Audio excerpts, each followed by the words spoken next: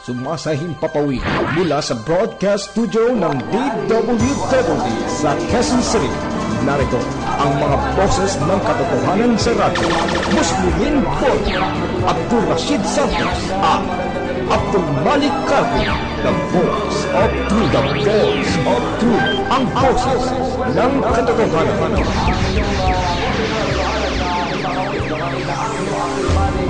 Ito ang radyo ng kapayapaan. Boses ng katotohanan. Dito sa Pilipinas, at sa mundo, sa pagkakalang po ay mapapanood sa YouTube. Sa pananampalatayang Islam. At po nag-iisa ang boses ng katotohanan sa ipapawid. Kapiling natin ang mga resource person at mga ako sa palating ito. Kapatid na Rashid Santos. Assalamualaikum warahmatullahi wabarakatuh. Sa lahat ng mga mananampalataya at kinikinig po sa mga kapatid na mga kababayan. Editorial. At kapiling po natin, nagbabalik ko sa palatuntunan natin press from lecture series sa iba't ibang bahagi ng ating mong bansa sa buong Pilipinas, bahagi ng Visayas sa iba't ibang region. Natin, Ustad Muslimin Borja. Alhamdulillah, hadana ila din wa ma kunna nahtadi laula id hadana Allah.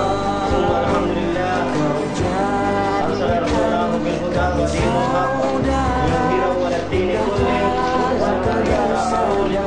wa ang ating mong palatuntunan dito sa DWWD. Pakinggan po natin ang mga Islamic radio program sa mga kapatid po natin na patuloy na nagsusumikap sindi na maiparating ang aral at ituwa ng pananampalatayang Islam.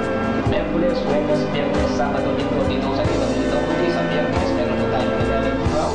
Opo, sa DWAD po yan, Jess 98 sa inyong mga kita ng mga radyo. At mula ko dyan, sa ngalan po ng pumpwersa ng programa at hindi lang ito, ang kapayapaan, habag at pagpapala ng dakilang naligay sa ating paglahat. Assalamualaikum warahmatullahi wabarakatuh. Magandang gabi po mga kapatid at mga kababayan. Hanggang sa susunod na Sabado, magkalinigan po tayo. Ito ang radyo ng kapayapaan. Boses ng katotohanan. Semoga dirimu, semoga langkahmu diiringi oleh rahmatnya. Alhamdulillah wa syukurillah, bersyukur